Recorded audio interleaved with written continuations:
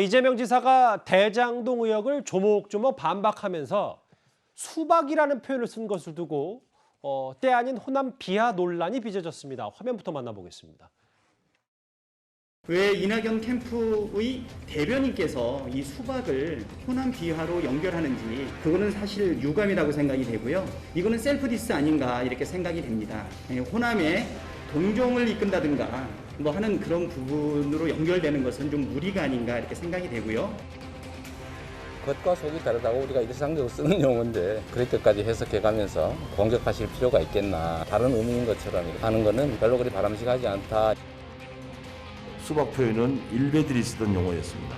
이건 정말 해서는 안 될 표현인데 물론 그쪽에서 변명은 그런 뜻이 아니다고 얘기를 합니다. 어쨌든 그것은 국힘당 프레임으로 상황을 또 이렇게 전환시키려고 그런 표현을 쓰신 것 같은데 적어도 호남인의 자존심 또 5.18 희생 영령들에 대한 모독이다 이렇게 생각하지 않을 수가 없습니다.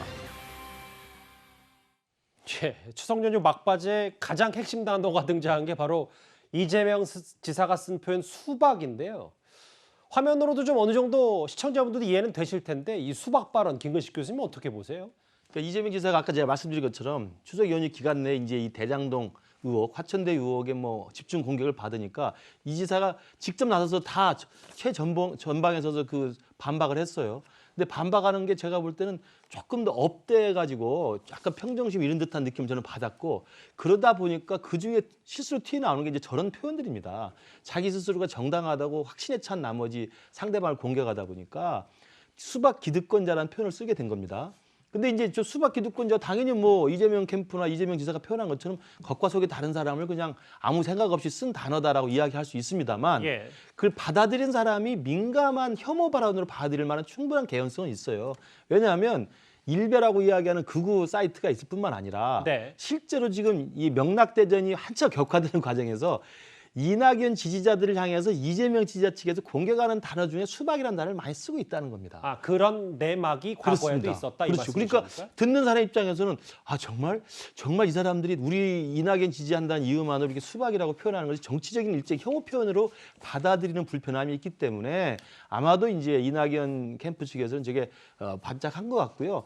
저는 저게 뭐 수박 기득권자라고 했던 이재명 지사의 그 표현이 속내가 어떤지는 모르겠습니다만 분명히 말씀드리고 싶은 것은 이재명 지사가 지금도 이 대장동 의혹이나 화천대유의 그야말로 일확천금의 이 특혜 의혹 사건에 대해서 본인의 잘못을 하나도 인정하지 않고 본인의 겸손함을 하나도 설명하지 않고 끝까지 자기는 선이고 오히려 상대방, 자기를 공격하는 상대방 그것도 국민의힘뿐만 아니라 민주당 내 수박 기득권자들이라고 표현하면서까지 토건족이라고 이야기를 하고 있기 때문에 그러한 좀 지나친 그 흥분된 상태의 공세가 저런 식의 실수를 가져온 게 아닌가 싶습니다. 사실 이 수박 기득권자들, 뭐 김은식 교수님 설명을 덧붙이자면 일단 최근에 명락대전 한창 불붙었을 때부터 나왔던 단어다. 그러니까 이낙연 캠프 측에서는 이렇게 완강하게 혐오 표현이라고 얘기하고 있고 반면 이재명 캠프에서는 수박 단순히 겉은 초록색이고 속은 빨간, 겉과 속이 다르다는 표현이다. 이렇게 얘기를 하고 있어요. 다음 화면 또 있습니다. 이승훈 변호사님, 이번 주말이 최대 분수령인 호남 경선 앞두고 5.18까지 소환이 됐는데 여기서도 또 첨예하게 말들이 좀 엇갈리고 있더라고요.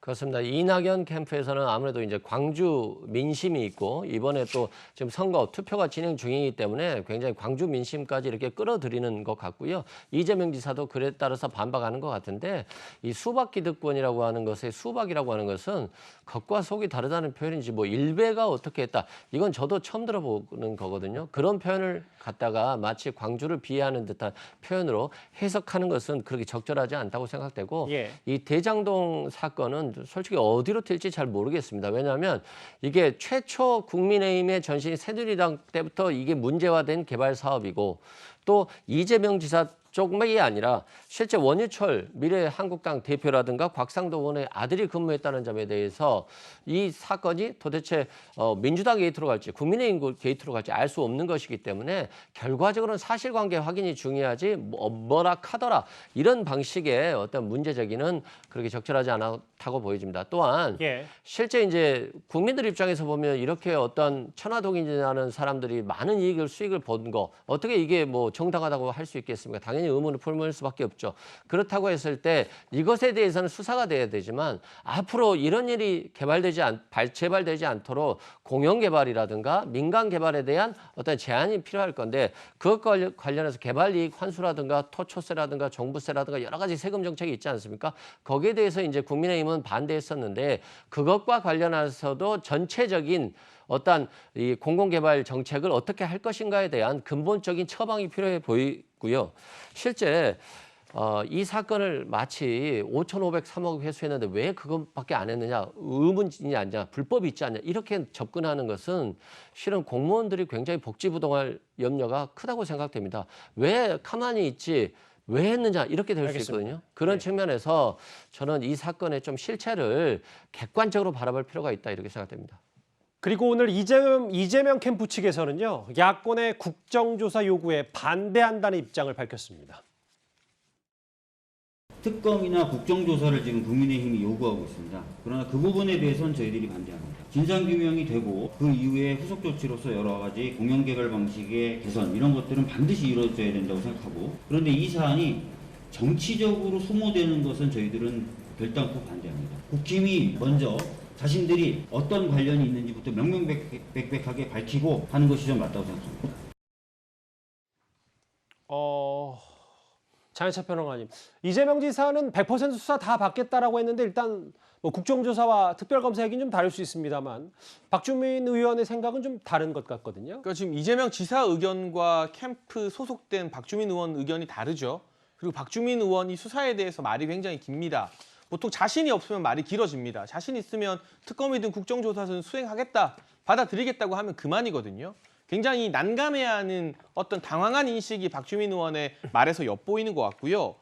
이재명 지사는 앞에서 국민들 상대로 수사 받겠다, 수사 자초하겠다 해놓고서 왜 국정감사 등에서 화천대유 관계자들 증인으로 출석하는 것, 참고인으로 출석하는 것, 민주당에서는 정말 격렬하게 반대해서 단 한 사람의 증인이나 참고인 채택도 못하게 하는 것입니까? 이런 식의 증인 한 명 못 부르는 국정감사 할 거면 맹탕 국정감사 도대체 뭐가 필요하냐는 생각을 국민들이 많이 하게 될 것 같습니다.